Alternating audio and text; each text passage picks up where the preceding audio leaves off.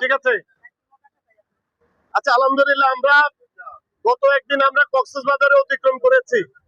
আজকে আমরা রওনা করেছি আমাদের অ্যানাদার প্রজেক্ট, দ্য বে আইকন হোটেল রিসোর্ট, যেটা আমাদের 300 বিঘার উপরে, 300 বিঘা প্লাস 10,000 শতাংশ আমরা যাচ্ছি ওখানে। এটা কক্সবাজার থেকে 80 কিলোমিটার দক্ষিণে নাপ নদী এবং মানে টেকনাফের শেষ সীমান্ত এলাকায় আমরা এখন যাওয়ার পথে আপনাদেরকে অনেকগুলো দৃশ্য আমরা দেখাবো যে কেন কক্সবাজার ভার্সেস টেকনাফ পর্যটন শিল্প কতটুকু এক্সপান্ড করেছে, এটা আমরা যাওয়ার পথে আপনাদেরকে দেখাবো। এখন কথা হচ্ছে, আমরা কি শুধু বাণিজ্যিক কার্যক্রমে এসেছি, নাকি আমরা যে এই যে রিক্রিয়েশন আমরা গল্প করতেছি, হাসি ঠান্ডা করতেছি, এতে কি আমাদের উপলব্ধিটা কি বলেন? ভালো লাগতেছে? আচ্ছা, কেন ডক্টর সাহেব প্রেসক্রাইব করলেন যে আপনার এখন অবকাশ দরকার, আপনি একটু কক্সবাজার ঘুরে আসেন? এটা আপনারা জানেন?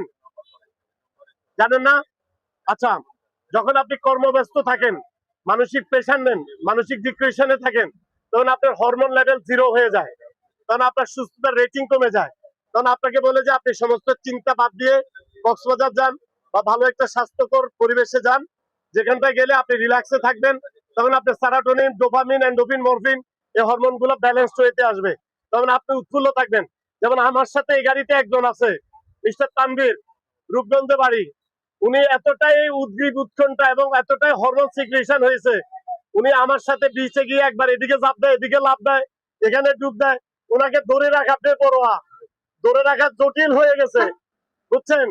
আর উনি উনি বলে নাকি গনিবতের মাল নাকি জায়েজ আছে। হ্যাঁ হ্যাঁ, বাঘের খাঁচায় ঢুকাইছি, বাঘের খাঁচায়। ওনাকে বাঘের খাঁচায় ঢুকাই রাখছে। ভাই বিশ্বাস করবেন না, আমার কয়েকজন সফর সঙ্গী আছে, সবাই আমার সফর সঙ্গী। আলহামদুলিল্লাহ আমরা ঢাকা থেকে আসার পথে খেজ মজা করে এসেছি। আমাদের জার্নিটা খুব রিল্যাক্স জার্নি ছিল, কি বলেন? আপা কি বলেন? না না, একটু জোরে না বললে ওরা শুনতেছে না, তো বলবো যে দেখেন মানুষকে কিভাবে আইডওয়ালা বাস দিতে হয় এটা আপা দেখাই দিল। আপনি 1600 টাকার ঘি কিনছি, 80 কেজি 1200 টাকা, সব পাকাইলাম, লবণ দেয় না, টেস্ট হবে? এখন উনি বলতেছে যে লবণ ছাড়াই টেস্ট হয়েছে, তার মানে এমন ফার্ম দিছে, এই জন্য সকালবেলা আমার গ্যাস হচ্ছে। আর গ্যাসের চড়ে কতক্ষণ পর পরে আমি একটু একটু এখান থেকে সাউন্ড হয়, এখান থেকে সাউন্ড হয়। এখন এই সাউন্ডটা এত জোরে হয় যে আমার পাশের সিটে যে ভদ্রলোক বসা আছে, উনি বলতেছে ভাই কাজটা ভালো হচ্ছে না। এখন আমি বলেন তো, একটা